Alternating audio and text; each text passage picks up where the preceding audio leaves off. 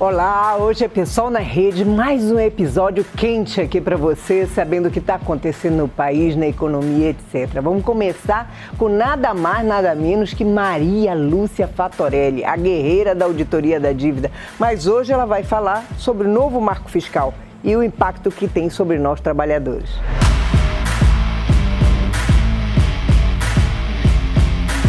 Minha querida, boas-vindas aqui ao nosso programa. Eu quero agradecer a tua disponibilidade, tu está disputadíssima depois desse anúncio do Haddad sobre o novo marco fiscal, e nós também queremos saber, porque nós vimos que a Faria Lima está contente, que a Rede Globo também está festejando, os parlamentares e os chefes da casa também dizendo que vai ser aprovado, e para os trabalhadores, como é que é? Nós analisamos as linhas preliminares apresentadas pelo governo. Quem acompanhou a exposição viu que o Haddad fez um discurso resumido e depois o secretário do Tesouro Nacional, o Rogério Seron, apresentou umas telas de PowerPoint, mas só uma das telas tem dados concretos sobre o arcabouço fiscal. As outras telas são dados passados, projeções futuras e até dados dos Estados Unidos. Só tem uma tela que realmente trata do arcabouço. Nós analisamos essa tela, juntamente com as explicações que foram dadas pelo ministro e os secretários, e verificamos o seguinte: tem dois pontos certos ali no que já foi apresentado pelo governo. E todos os dois são de extrema preocupação para o conjunto de servidores públicos. O primeiro ponto, que ficou muito claro da curta exposição e da escassez de dados apresentados, foi, primeiramente, o teto de gastos está mantido, com uma pequena alteração, com uma pequena migalha. Por quê? Qual era o teto de gastos previstos na Emenda Constitucional 95? A despesa do ano anterior, corrigida pelo IPCA, que é o Índice Oficial de Inflação. O que está agora na nova regra apresentada ontem? A despesa do ano anterior, corrigida pelo IPCA, o mesmo índice, acrescida de o que ele chamou de banda, um espaço entre 0,6% da despesa do ano passado até 2,5% da despesa do ano passado. Para ficar mais claro o que significa essa migalha, nós publicamos um artigo analisando essa tela que foi disponibilizada. Vocês podem acessar depois na página da Auditoria Cidadã da Dívida. Mas, para resumir, se a despesa do ano anterior foi 1 trilhão, qual vai ser o teto de despesa primária, que envolve toda a despesa com a estrutura de Estado, servidores públicos e todos os serviços prestados à população? Gasto com juro da dívida está fora desse teto, tá? Como sempre. Então, esse conjunto de despesas, se no ano anterior foi 1 trilhão, qual é o teto, de acordo com o novo arcabouço fiscal?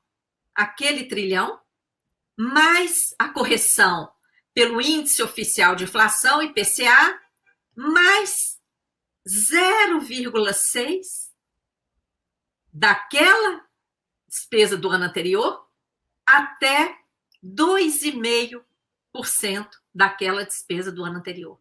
Isso dá, gente, uma migalha de 6 a 25 bilhões a mais.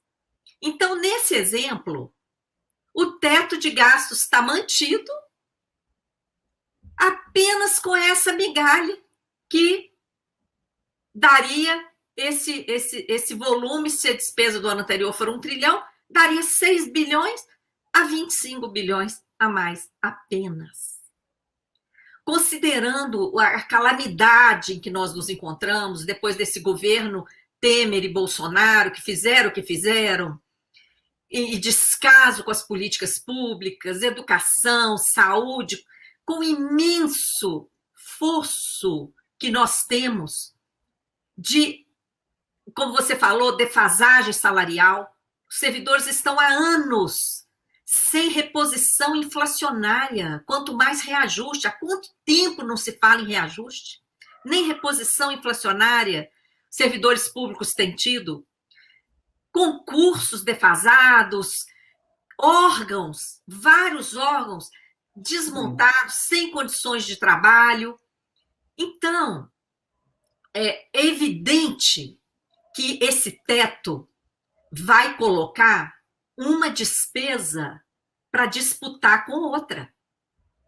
Ainda mais que já está assegurado uma despesa para investimento. O investimento não poderá ser menor do que o volume do ano anterior.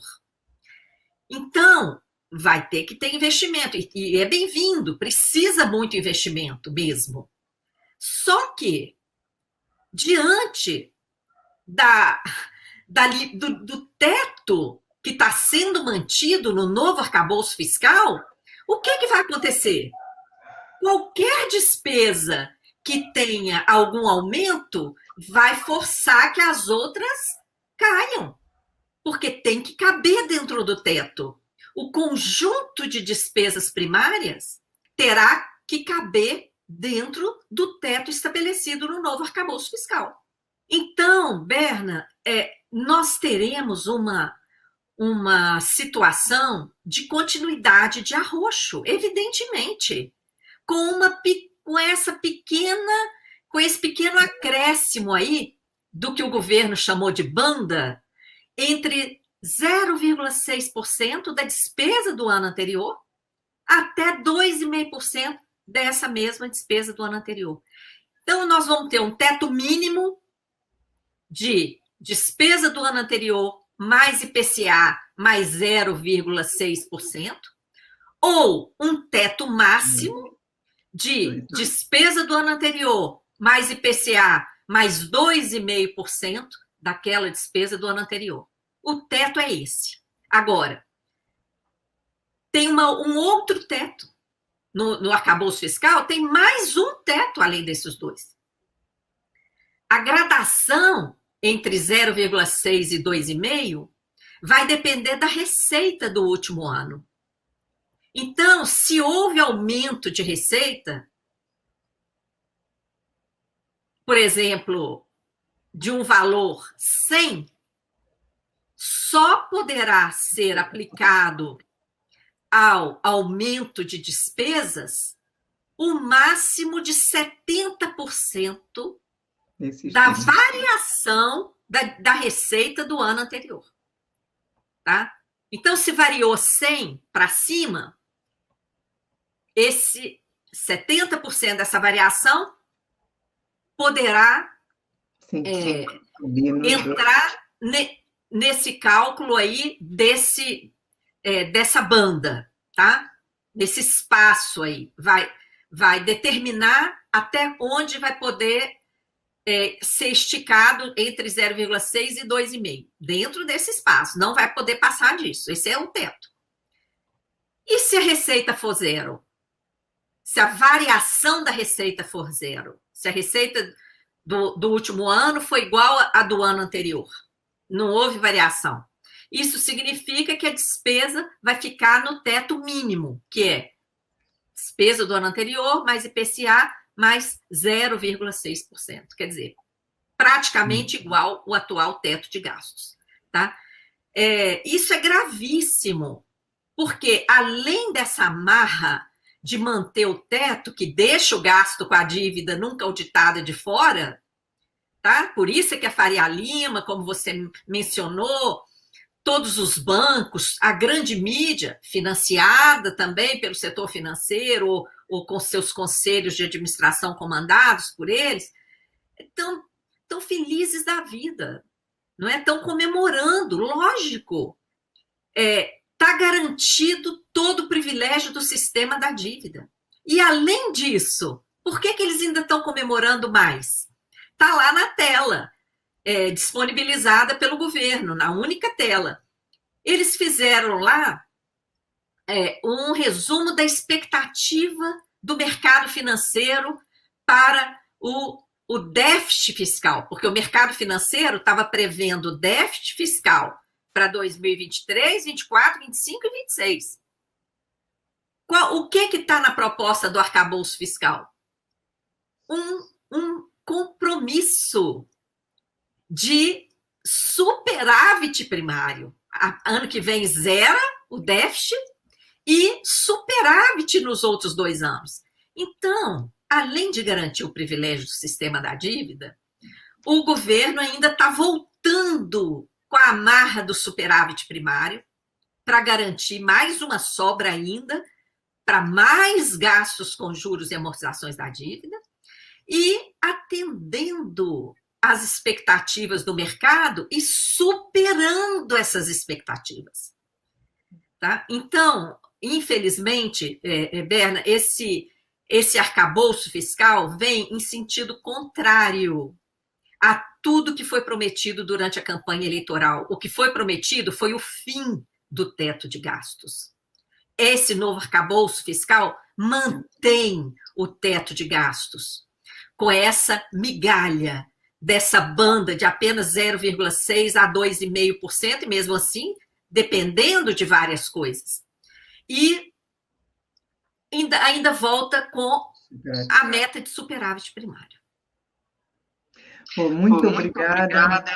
Eu gostaria de continuar aqui contigo. Já te convido para o próximo programa nós fazermos sobre a questão do Banco Central e os juros imorais, né? Um caso de polícia já, juros no Brasil, né? Como a dívida, né? Porque está vinculado à dívida, ao pagamento da dívida. Então, eu te convido para um próximo programa também que tu fale sobre esse tema. Tenho um aviso triste aos servidores públicos, à população em geral, que a única coisa que nós vamos ter é Bolsa Família, né? Ou seja, nós vamos manter a miséria como ela está e congelá-la, né? Nós vamos ter que disputar com os pequenos. Ele joga os pequenos para disputarem o orçamento. Nós que estávamos nos preparando para fazer um debate no Parlamento, no Congresso Nacional, sobre a nossa recomposição, né? Tanto de pessoal, porque nós temos que servir o povo, né, Maria Lúcia? Nós somos servidores do povo, não é do Lula, do Bolsonaro, do Temer ou do Fernando Henrique. Nós somos servidores do povo.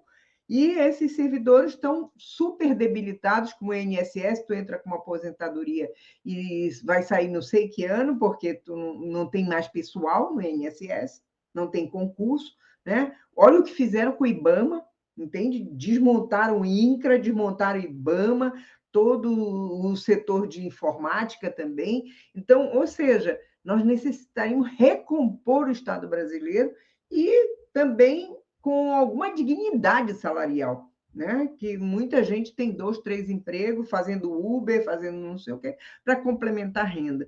Então, é triste a notícia que tu traz, mas é importante porque a gente tem conhecimento de como vai ser a nossa briga longa, né? Nós temos que fazer essa briga no Congresso Nacional contra esse arcabouço fiscal, essa política de metas que, na verdade, só responde aos bancos, só responde àqueles detentores dos títulos da dívida, né? Muito obrigada, querida, pela explicação ótima aqui que nós tivemos. Um beijo grande para ti. E já fica o convite. O gasto que precisaria ser disciplinado é o gasto com juros, ficou aí livre, sem limite, sem teto, à vontade, né? E todo esse sacrifício, esse teto, superávit que está sendo aplicado, vem no sentido de liberar recursos justamente para esse gasto que deveria estar sendo auditado e disciplinado, né? Então, a Auditoria Cidadã está sempre à disposição. Um forte abraço para você, em primeiro lugar, Berna, e para todos e todas. Agora o pessoal nas redes traz lá da Bahia, diretamente, companheiro Kleber Rosa. Kleber Rosa foi candidato ao governo do estado e está num evento do Sindicato da Polícia Civil da Bahia. Esse evento discutiu o racismo institucional, né? Agora no mês de março que passou, no dia 21, Dia Internacional contra a Discriminação Racial.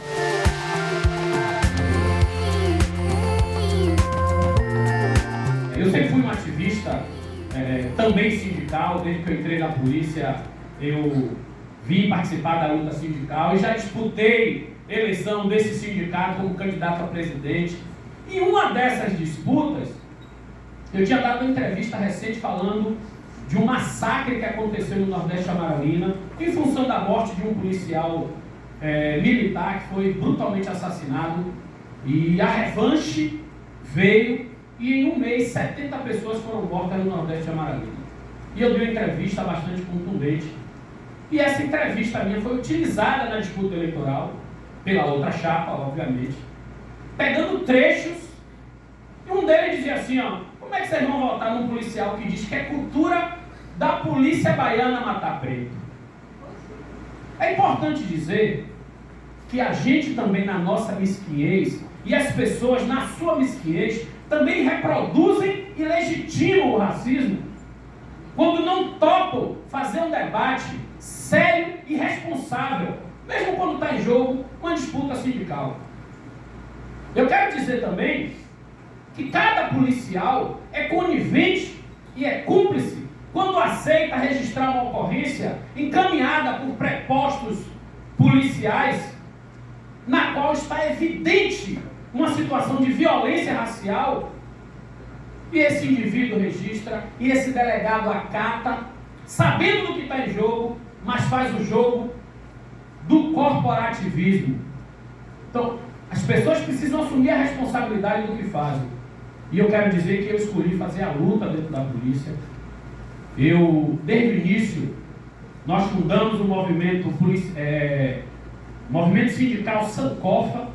Sankofa é um ideograma associado ao povo de Gana, né, ou ao idioma falado em Gana, que é representado por um pássaro que voa com a cabeça voltada para trás.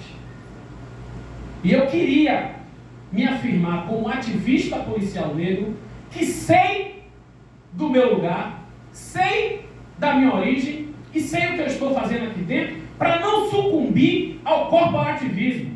Corporativismo esse que nesse momento está sendo colocado à prova. Quando um policial é agredido, o racismo diz: eu sou maior do que o corporativismo. Nesse momento o racismo fala mais alto do que a possibilidade de uma identidade policial na condição de trabalhadores. E mesmo uma pessoa gritando, ele é policial, naquele momento o racismo disse nada, o corporativismo fica em segundo plano. Portanto, não quero me alongar muito, estou vendo que o tempo nosso aqui já começa a apertar, mas eu quero dizer, hoje é dia 21 de março. Imagino que vocês tenham escolhido a data de propósito e esqueceram de registrar isso. Falou no início, eu não ouvi, então perdão. Essa data é o Dia Mundial de Luta e Enfrentamento contra o Racismo. É uma data que marca o massacre de Chapperville, na África do Sul, quando houve um massacre feito pelas forças policiais do apartheid da África do Sul contra a população negra que lutava contra o apartheid. E eu quero dizer para vocês que a polícia ela sempre foi um instrumento que esteve a serviço das elites opressoras e que ela segue cumprindo esse papel. O que as polícias fazem cotidianamente, cercando as nossas periferias, nos mantendo em cárcere a céu aberto. Porque o que acontece com as nossas periferias é uma cultura de cárcere a céu aberto, um processo de permanente vigilância, de permanente violência. Nós somos sitiados dentro das nossas comunidades, somos cercados muitas vezes e massacrados dentro dessa comunidade. No Nordeste Amaralina, quando houve aquela situação, eu recebi telefonema de... Eu sou do Nordeste, eu me criei no Nordeste, e eu recebi de pessoas pedindo ajuda: pelo amor de Deus, eu preciso tirar meu filho daqui. Porque quando cair a noite, nós não sabemos o que pode acontecer. E as pessoas não conseguiam sair do bairro, porque o bairro estava sitiado. E isso tem uma explicação. A explicação é que nós somos indesejados. Nós somos indesejados no carnaval, somos indesejáveis nesse país. Nós vivemos ainda sobre um projeto pensado por essa república que planejou a nossa inexistência. O que foi a eugenia, se não um movimento que ganhou força no pós-abolição e que pretendia, com o processo de limpeza genética, fazer com que prevalecesse apenas os brancos e que os negros deixassem de existir. E a polícia sempre foi um instrumento estratégico nesse projeto, no projeto da nossa inexistência. Um dos principais líderes desse movimento eugenista se chamou Nina Rodrigues. Nada mais, nada menos do que a figura que dá nome ao nosso Instituto Médico Legal da Polícia Civil. Sabe o que significa dizer isso? Significa dizer que a Polícia Civil absolveu um modelo de segurança pública que pretendia fazer com que a população negra deixasse de existir. E isso não está no passado, isso está no presente. Está tão no presente quanto o nome do Instituto, que segue presente.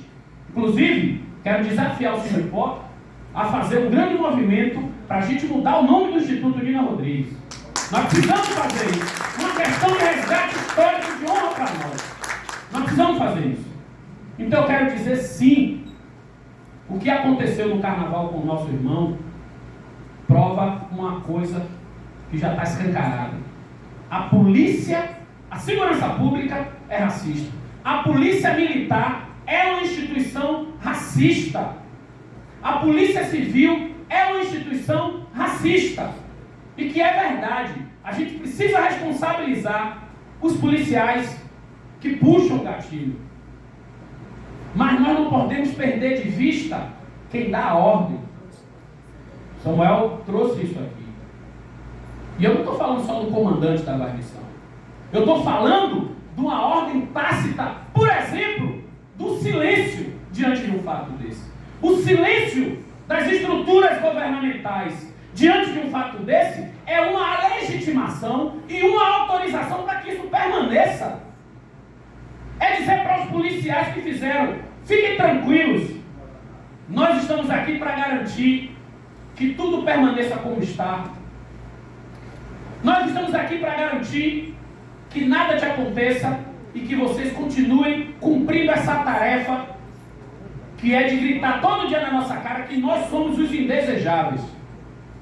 Portanto, meus amigos, nós precisamos saber identificar que a nossa instituição, e aí eu estou falando como policial, é uma instituição racista, mas que nós precisamos estar aqui dentro.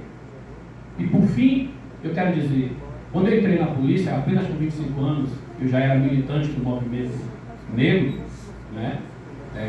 E muita gente me dizia: rapaz, isso aí não é lugar pra gente, não é estratégico estar na polícia, nosso lugar é outro. Eu confesso que eu tinha dúvidas. Hoje eu não tenho nenhuma dúvida. Nós precisamos estar aqui dentro disputando. E eu tenho muita tranquilidade. Perdi as eleições, mas não perdi aquilo que me orienta como princípio de luta, né? Não perdi o que eu jurei lá atrás com o Sankofa que eu não perderia, que é a minha identidade, a minha referência de quem eu sou e do que eu estou fazendo aqui. Portanto, nós não podemos nunca abrir mão de botar o dedo em riste e dizer: as polícias civil e as polícias militares são polícias racistas e nós vamos ter que continuar fazendo esse enfrentamento. Obrigado.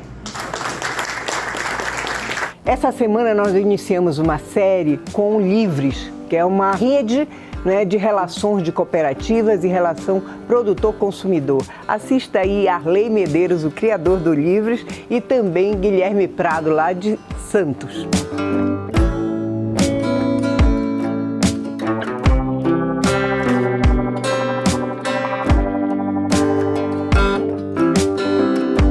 Olá, estamos aqui mais um Pessoal nas Redes, hoje com duas pessoas especiais para um tema muito especial, né? Que é falar das nossas vidas. É a questão ambiental e a questão de como nós vamos construir um novo mundo, né? E hoje nós temos duas pessoas que pensam nisso, né? Estão pensando não só no agora, como resolver o agora, mas o futuro. Nós estamos aqui com Arley Medeiros, né, que é secretário-geral da Federação dos Químicos de São Paulo, mas principalmente ele é membro fundador da Rede Livres, né, que nós vamos discutir em 3 episódios. Nos próximos programas teremos mais um, o segundo e o terceiro episódio. E Guilherme Prado, né, que é professor, pesquisador e também coordenador da Rede Livres, sendo que um localizado em Campinas e outro em Santos, né? Então, com vocês, Arley Medeiros. O Livres, Berna, é resultado da nossa luta cotidiana, né? Eu milito no ramo químico, no Sindicato dos Químicos, há bastante tempo. Minha formação é saneamento ambiental e sempre me incomodou demais, né, no nosso ramo, você ter os setores ligados ao agrotóxico, aos adubos químicos, aos fertilizantes, né, e também o que eles chamam de saúde animal, que é os anabolizantes, né, toda essa área. E nos anos 2000 a gente se deparou com um caso de contaminação ambiental e contaminação dos trabalhadores em uma planta da Shell, que produzia agrotóxico. Em 2000, nós começamos essa luta e começamos a aprender muito sobre isso, demais. E nós fomos deparando o quanto agrotóxico era danoso para aquela comunidade onde a fábrica estava instalada, o Recanto dos Pássaros, e também para a vida dos trabalhadores, que usavam os EPIs, usavam os equipamentos, mas mesmo assim vieram a aparecer inúmeras pessoas. E nós fizemos essa luta do caso Shell por 13 anos. E vencemos em 2013. Ela começou em 2000 e foi até 2013. E no caso Shell, nós tivemos que tomar uma definição muito importante. Se a gente fechava a fábrica e garantia a vida, né?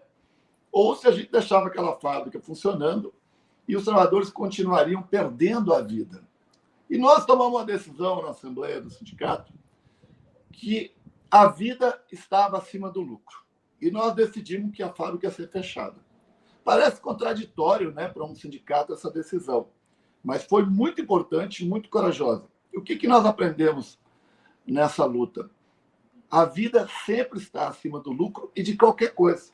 Então, com parte dessa indenização do caso Shell, a gente construiu vários projetos.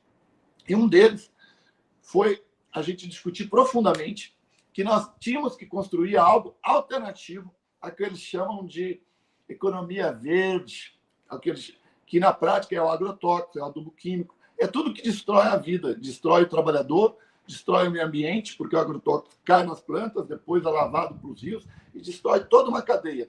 Então a gente começou, a partir daí, formular um projeto alternativo a isso dito economia verde. E a gente começou a trabalhar com a primeira parte da reprodução da vida, que é o alimento, e começamos a construir a rede de agroecologia, que é o Livres.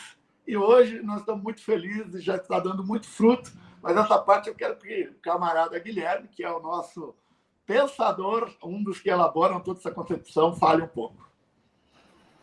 Obrigado, Arley. Nós vamos seguir, viu? Semana que vem, no outro programa, isso aqui vai ser uma série para falar sobre o Livres, porque a crise ambiental é um problema que aflige todos nós, não é um problema sindical, né? É um problema muito mais amplo, e o Arley mostrou que é possível, a partir do sindicato, fazer a luta pela vida acima do lucro. Vai lá, Guilherme, nos ajude aí contando sobre o Livres.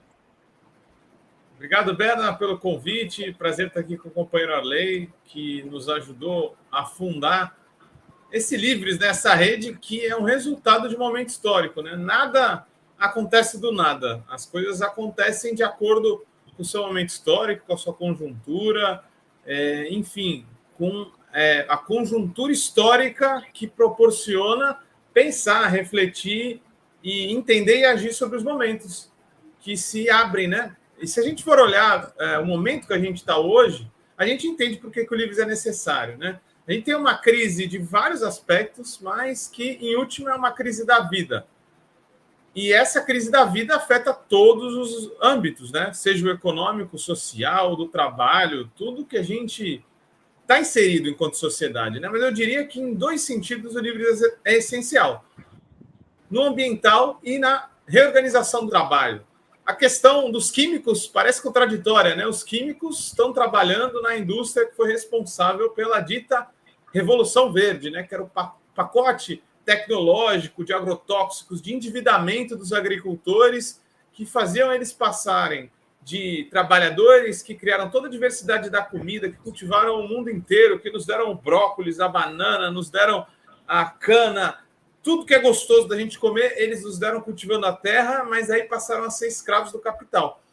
Essa dita Revolução Verde disse para a gente que a gente ia produzir mais do que nunca, e ela estava profundamente ligada à ideologia do crescimento do capital a todo custo, a acumulação infinita, que o velho barbudo lá, o Marx, já nos dizia. De fato, a gente pode dizer que essa tal Revolução Verde, baseada em agrotóxico, deu algum resultado. Afinal, ali em meados do século XX, a produção por área mais que dobrava e a produção total de grãos também mais que dobrava no mundo inteiro. Hoje, a gente pode dizer que temos a maior produção de grãos da história, cerca de 9 bilhões, aí, divulgado pela FAO, o que daria mais ou menos 1.000 quilos por pessoa no mundo. Será que 1.000 quilos por pessoa no mundo de grãos daria para alimentar o mundo inteiro?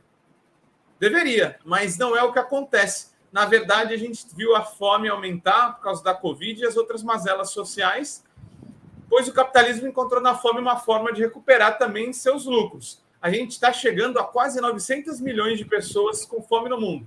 Se a gente tem muita produção do lado e muita fome do outro, quer dizer que o problema do capitalismo é bem maior do que a gente imagina, e não é com mais crescimento dessa economia péssima que a gente vai resolver.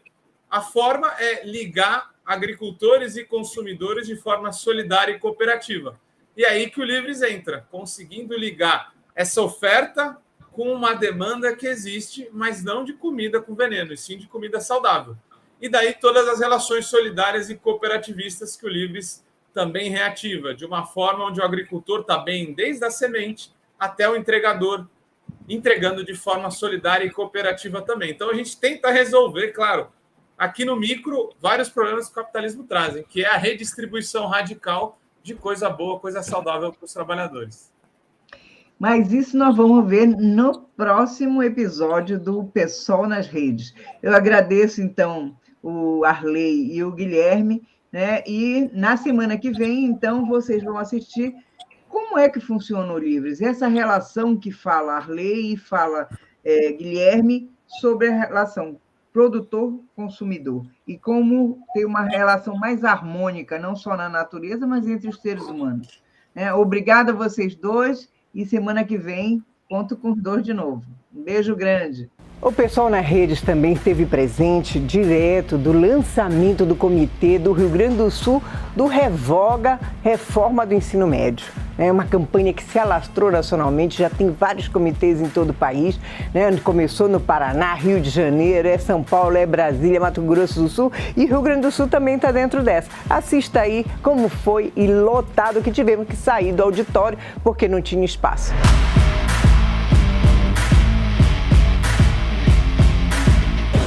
Boa tarde, queridos companheiros. Sejam todas bem-vindas, bem-vindos, bem-vindes a esse evento do lançamento do Comitê pela Revogação do Novo Ensino Médio. Muita gente, vocês devem ter ouvido, criticou. Muito bem, vocês querem revogar o novo ensino médio, e aí? O que é que não colocaram no lugar? Nós somos da opinião que isso é, no mínimo, um desrespeito com essa universidade, com a vanguarda dos educadores do Brasil, que há décadas discutem a cultura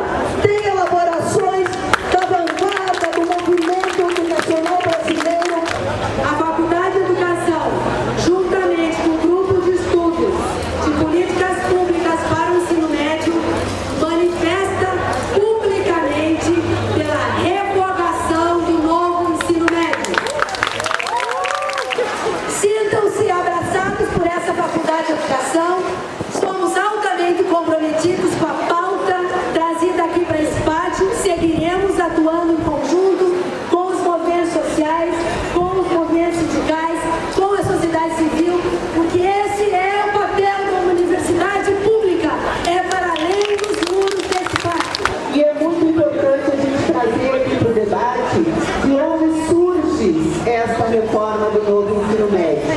Ela surge no momento pós-golpe, de uma medida provisória que não teve a escuta dos docentes, não teve a escuta dos alunos. O país já teve muitos planos para democratizar a escola e para fazer a escola que o povo precisa. A escola à altura da necessidade de construir um país soberano.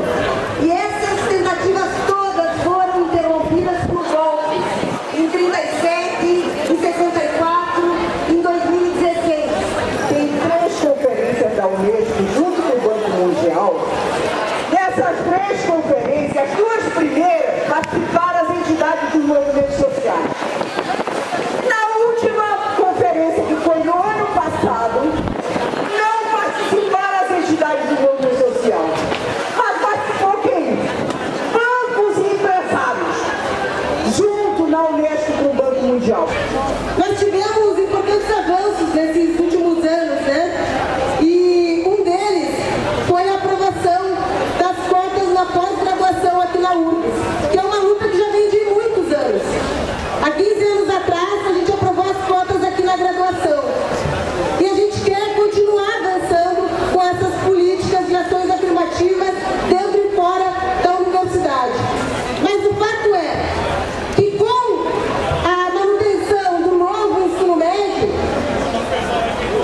as cotas elas vão acabar, porque vai impedir que pessoas como eu, que estudaram em escola pública, que a universidade não era vista como sendo um caminho natural, não vão mais estar aqui dentro, porque na escola pública vai ser deixado de preparar esses estudantes para entrar dentro da universidade.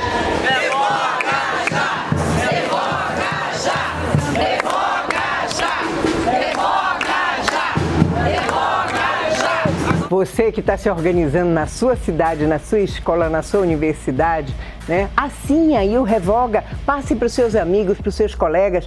No dia 12, na Comissão de Educação, Glauber vai entregar esse abaixo-assinado junto com as demais entidades. Participe dessa luta, não vamos deixar isso mole não, vamos para cima dos bolsonaristas, tá? Então, compartilhe, siga, nos ajude a divulgar pessoal nas redes.